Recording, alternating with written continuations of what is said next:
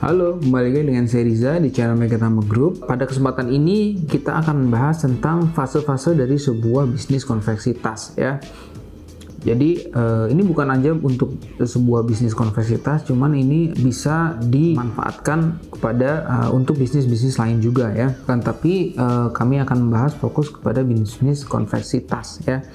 Yang pertama adalah fase awal atau fase ketika bisnis kita ini baru dibentuk ya. Lalu yang kedua adalah fase pertumbuhan ya, ketika bisnis kita ini boom, tumbuh pesat.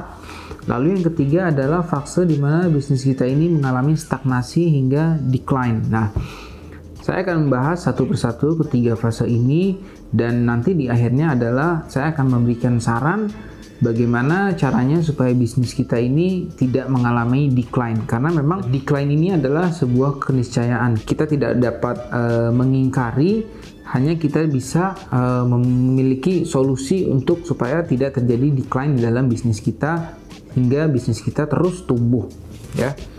Yang pertama adalah fase awal ya. Fase awal ini dimana bisnis kita ini baru lahir, baru dibentuk, mungkin umurnya baru 1 bulan atau mungkin setahun, bahkan terkadang bisa 2 tahun berada di fase ini. Jadi fase ini adalah bisnis kita ini terlihat seperti tidak ada transaksi ya. Jadi kita sudah melakukan usaha, melakukan promosi, melakukan berbagai macam cara, akan tetapi terlihat masih mengalami kesulitan dalam penjualan, kesulitan dalam mengeluarkan output atau produksi yang berkualitas. Nah, fase ini adalah fase yang betul-betul krusial ya teman-teman.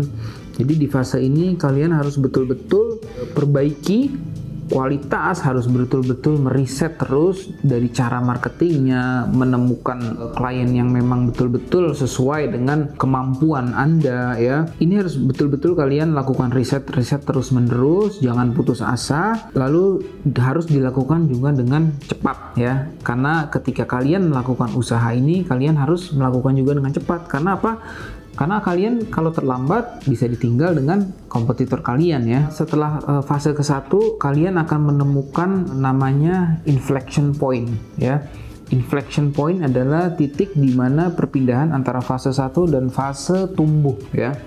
Nah, apa tandanya ketika kalian sudah menemukan inflection point? Tandanya adalah product market fit.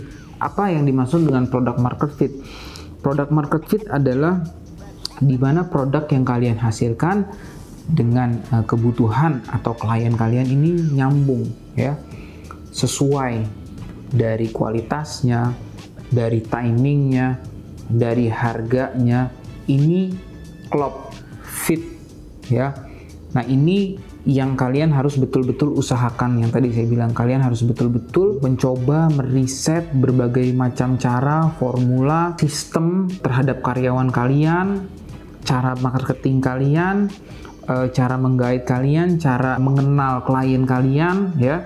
Service-nya juga harus kalian betul-betul maksimalkan sehingga antara produk atau jasa yang kalian hasilkan fit betul-betul dengan klien kalian, sehingga kalian bisa melewati fase inflection point. Nah, ketika kalian sudah melewati fase pertama, melewati batas inflection point, kalian akan menuju kepada fase kedua. Di fase kedua ini adalah kalian harus sudah memiliki quality product, quality time, quality quantity, quality service, dan quality people. Sehingga pertumbuhan kalian memang bisa kalian manfaatkan semaksimal mungkin ya. Nah, setelah kalian, dan ini juga harus dilakukan secara cepat, karena pada tahap ini kalian mungkin sudah ada di tahap orang lain sudah melihat Anda ya, kompetitor Anda nih sudah melihat Anda, mungkin sudah mengcopy produk atau jasa Anda. Nah, kalian harus betul-betul memanfaatkan momentum pertumbuhan ini dengan secara maksimal ya. Kumpulkan modal, naikkan kapasitas produksi, dan juga dilakukan secara full tilt ya. Full tilt tuh bisa kita bilang secara maksimal ya. Setelah kalian berada di posisi atau fase kedua, masuklah kalian kepada fase ketiga. Fase ketiga ini fase di mana kalian akan mengalami stagnasi dan juga penurunan ya. Ciri-cirinya adalah ketika kalian melakukan promosi, effort yang kalian lakukan pada fase kedua, hasilnya tidak lagi seperti dulu ya. Misalnya kalian tetap melakukan promosi, mengeluarkan budget, akan tetapi hasilnya klien yang kalian dapatkan tidak sebanyak seperti dulu. Order yang kalian miliki stuck, tidak bertambah. Nah, ini adalah ciri-ciri kalian stagnasi. Kalian sudah memasuki fase ketiga. Nah, di fase ini kalian betul-betul harus berhati-hati ya. Karena bila mana kalian terus-menerus stagnasi atau tidak bertumbuh, tidak berkembang, bisa dipastikan bisnis kalian akan mengalami penurunan hingga berakibat terhadap kebangkrutan ya. Apa yang harus kalian lakukan di dalam fase ketiga ini? Yang harus kalian lakukan adalah yang pertama, kalian harus mencari market baru ya teman-teman. Mencari market baru atau kalian juga bisa memproduksi produk baru ya. Bila kalian misalnya contohnya konveksi bergerak untuk memproduksi produk perempuan, kalian bisa beralih untuk masuk kepada produk laki, bisa masuk ke small accessories, bisa masuk kepada tas-tas koper atau ransel. Nah, ini sudah harus kalian pikirkan gitu loh ketika kalian mau memasuki fase ketiga ini ya, dan jangan terlambat gitu loh. Atau kalian juga bisa mencari market di daerah baru. Misalnya kalian sekarang fokus terhadap market lokal ya. Kalian bisa mungkin mencoba melakukan promosi atau melakukan ekspor misalnya ke negara-negara yang memang kalian mampu gitu loh. Misalnya ke negara Amerika yang memiliki market terbesar di dunia ya, atau ke negara-negara lain ya. Nah, ini harus betul-betul kalian lakukan. Atau bisa jadi kalian bisa mencari bisnis baru ya. Kalian bisa mencari klien baru ya. Misalnya contohnya ketika kalian tadinya mengincar atau target market kalian adalah brand yang menengah ya.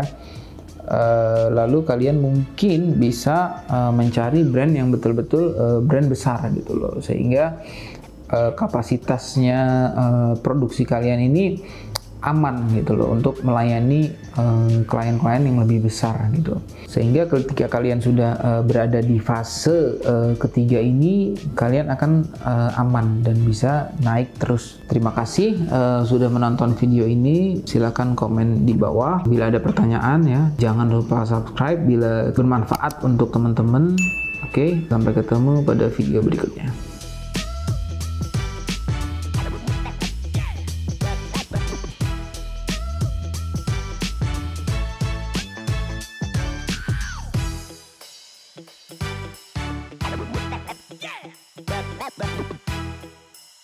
Yeah.